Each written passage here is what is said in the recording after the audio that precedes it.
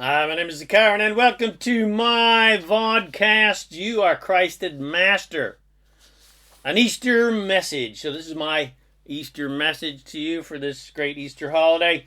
So happy Easter, Christed Master. That's you. This is a day of celebration about a totally cool dude who was doing his best to awaken humanity to the fact that we're all love and we are all perfect just how we are. And no one is faulty or sinful or wrong or bad in any way. And therefore, no one needs saving. And we are all Christed masters. We're all our own messiahs. We're our own saviors. And no one needs to suffer to save us because no one needs saving. We were all born Christs. We were all born angels. We were all born ascended masters. We were all born perfect, but we were then trained and influenced away from that fact. Who we truly are and who every single soul on earth is a Christed master. A pure, unconditional love. And we are all physical expressions of that Christed nature, and it is our choice to live that Christed nature in our physical bodies and in our lives, or deny that and believe that we are sinful or faulty in some way, and believe that we are physical beings trying to be spiritual and trying to be pure and trying to somehow redeem ourselves and prove our worthiness. But no one needs redeeming. No one needs to prove anything. Worthiness is not in question. Because nothing we do is judged by source, by God. Because we are God. We are source. So why would we judge ourselves? That would be stupid. There's no judgment because nothing needs to be proven to anyone. We are all perfectly divine and pure love. We just forgot that fact. And then we decided to play the game of, leading down the proverbial dark path. But there really is no such thing as darkness. There is only light, and rejecting or denying that light. And rejecting and denying the light that we truly are. There is no sin. There is only alignment to who you truly are as pure, unconditional love. Or your choice, denial, and repression of that pure love that we truly are. And then, of course, believing in your faultiness and your sinfulness, etc. Now, the Christians and, of course, other religions believe that they are sinful and bad and wrong and therefore need to be saved from their sins, and that Jesus being crucified has somehow saved their sinful butts. And they celebrate his resurrection, which was supposedly him dying and then coming back to life again.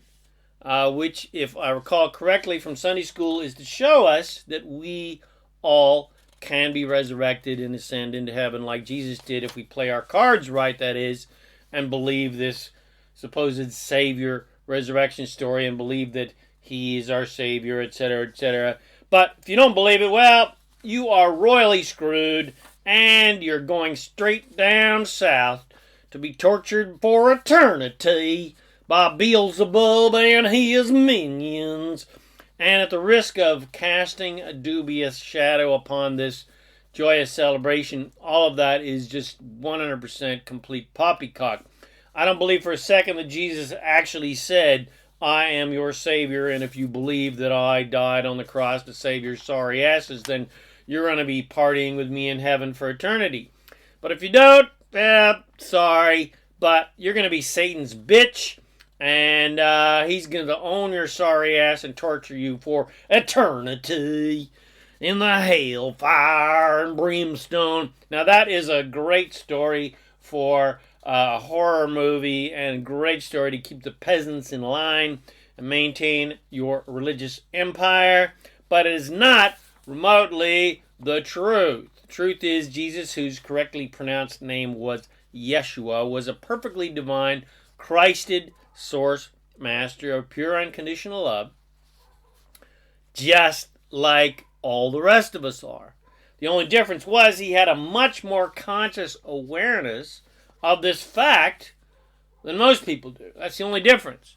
He wasn't the only Son of God. He just had full awareness that he was a Son of God, and he was one of zillions and zillions of sons and daughters.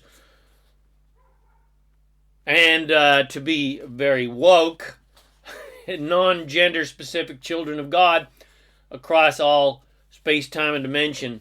So he knew that he was God, and he knew that we are all God source too. He never said, worship me because I am your God. Of course, he would have spoken with a southern accent. Or I'm your Lord and Savior, so bow down to my awesome magnificence. It would have been more like, I am your Lord and Savior, so bow down to my awesome magnificence. Of course, he didn't speak English, but anyway, I translated for him.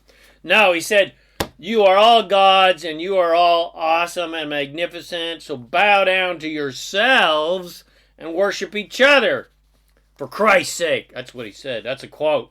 That was in the book of the Bible that they threw out. Or, if he didn't say exactly that, well, that certainly would have been the gist of his message. Now, Yeshua sits, this is another kind of Bible thing. Yeshua sits at the right hand of God. Well, yeah, okay, he does. But he sits at the right hand of God along with all the rest of us. And it's one big party. There's no, solemn, serious feelings of life and death and gloom and doom and judgment and condemnation and sadness, etc. in the realm of spirit. There is only joy and love. That's it, joy and love. There's no white-bearded, cranky, geezer, angry kind of God anywhere in the universe, only in religious books and religious minds and religious movies. That's it. There's only a God source, which is all that is, which is all creation, which is all of us, which is everything. Because how can anything be separate from God? That's just not possible. If anything or anyone was separate from God, well, then that would mean that some people are, or things were somehow created by some sort of anti-God. But then who created this supposed anti-God, this Antichrist? Well, assuming that, the great name that we came up with, Satan, let's assume that Satan exists as the Christian horror stories profess, then who created this poor bastard? And if he's so fucking clever and smart and aware of God and the divine as humans portray him, then why doesn't he just do whatever God says and then he'll get into heaven and be happy like the rest of us? Well, it's because there's no such thing. Hell doesn't exist unless you decide to create for yourself, because you are God and you can create anything that you desire, even hell, but just kind of like in your life. And it's the classic line of, I'd rather rule in hell than serve in heaven. So, if hell and sin actually exist, which they don't, but let's assume that they do, it's only because us gods are choosing to play that game and play with those creations. It's everyone's choice as creators to believe that they are perfectly, joyfully loving and divine. Or, choice number 2, to believe that they are sinful wretches who deserve nothing less than to have Satan jam a pineapple up their asses for eternity.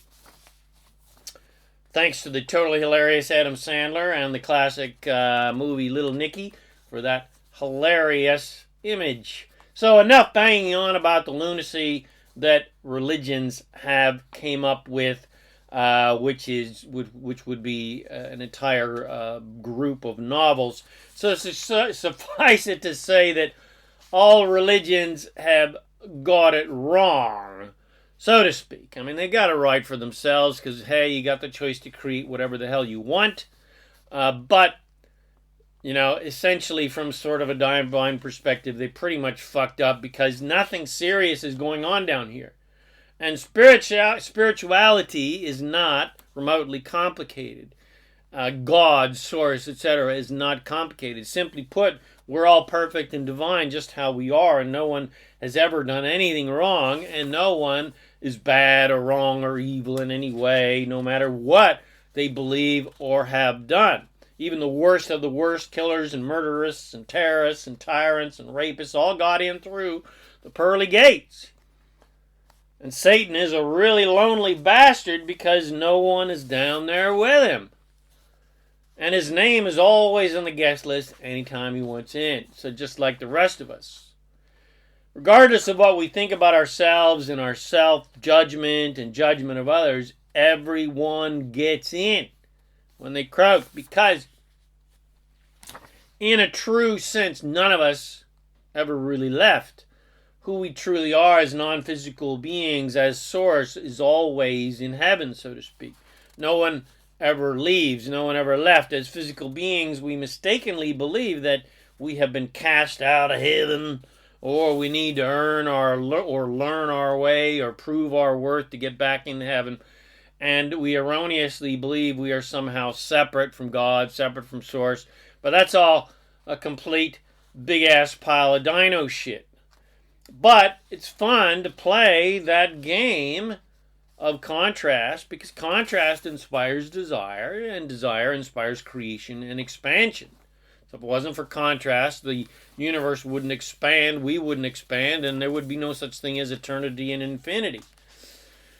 And the extremely contrasting story of Jesus being killed by the evil Romans and condemned by the ignorant, stupid, fearful locals, and all of that tragedy of killing one of the greatest masters ever to grace this earth, well, just ultimately shows us that really none of this is any big deal because everyone is instantly resurrected, so to speak, when they croak. Everyone ascends to heaven, and no one goes to hell because they were already there, so to speak. But hell on earth is completely optional. Anyone can choose heaven on earth. And all that you need to do to create that heaven in your life is to remember that you are perfect, you are divine, and remember that you are pure love, and remember that you are God's source, and remember that you are creation, and that there is nothing wrong with you. You've done nothing wrong. You are not sinful. You can't do anything wrong. You can't do anything wrong. I'll say that about 10 times. You can't do anything wrong. And you never get anything done because you are an immortal, infinite creator. You will always create. You will never stop creating because it's fun. What else are you going to do? And there is no such thing as sin, of course, and you're not separate from God's source. You're God. You are God's source. And you are one with everything as God is. And you don't need to prove your worth to anyone. You are the Christ. You are your own Savior. You are your own Redeemer. But again, you don't need to be saved. You don't need to be redeemed. And no one needs redeeming. Nothing and no one needs saving. God doesn't need saving or need to be redeemed. And that's you. You are God. You are source. You are the Christed Master. You are source. You are joy. And you are pure unconditional love. So, now, hopefully you got that into your noggin. So, now, go ye, Christed Master, Christed Source Master of love and light and joy and infinite abundance. Go out into the world and shine your light and preach the good word, not with words necessarily, but with the example of your joyful, abundant, fun life. And be the awesome divine master of infinite creation that you truly are by creating an absolutely amazing, loving, joyful, prosperous, fun life for yourself. And then maybe others will be influenced by your life and your light and your joy and your love to believe that, hey, maybe they can create the same joy, love, abundance, well-being in their lives. And some people, hey, they're not going to like that you're having such a fun time and an easy, joyful time, and that your life is so immensely abundant and rich. That's right, rich. Money, baby. You're rich, bitch! Because they believe that life is supposed to be hard and it's supposed to be a struggle and full of sacrifice, and you're supposed to have a life of struggle and sacrifice to prove your worthiness to God and other people, etc., etc. But that's all, of course, bullshit. But what other people think about you is none of your business, and so you will just pay it no mind and just joyfully and playfully skip down the yellow brick road with diamonds on the soles of your shoes, diamonds on the soles of your shoes, and you will leave those people far in your dust to wallow in their misery. Just don't go back and try to save their sorry asses, otherwise they'll try to crucify you, which I don't recommend. Instead, just keep the door open of the Emerald City with their name always on the guest list, and of course you can send out invitations, to join the party, and then when they're ready, they'll come to you, and you're not going to be going, hey, where the hell you been? What have you been doing? Stupid idiot, don't you know I'm having fun here? No, you'll just say, hey, it's great to see you. It's great to see you. Come on in. You're always welcome. Let's get this party started. Let's get this party started. Let's get this party started. All right, so I hope you enjoyed my Easter message. You are Christ's master. And if you did, of course, share with your friends. Bless them with these amazing, enlightening teachings. Come visit me at ZaKaiRan.com for more self-empowering goodies to help you become a conscious, awesome Christed master. My name is ZaKaiRan, and I help success-minded people, fun-minded people, abundant-minded people create the happy, abundant, joyful life that you love and everybody loves. So thanks again for watching this video, listening to this podcast, and I wish you immense joy and abundance on your magnificent journey of divine creation. And an awesome, happy Easter. I hope the Easter Bunny gives you lots of wonderful chocolate eggies, and you have fun with the kitties. And hopefully you'll do a Easter egg hunt. And remember to make life a holiday. Woohoo!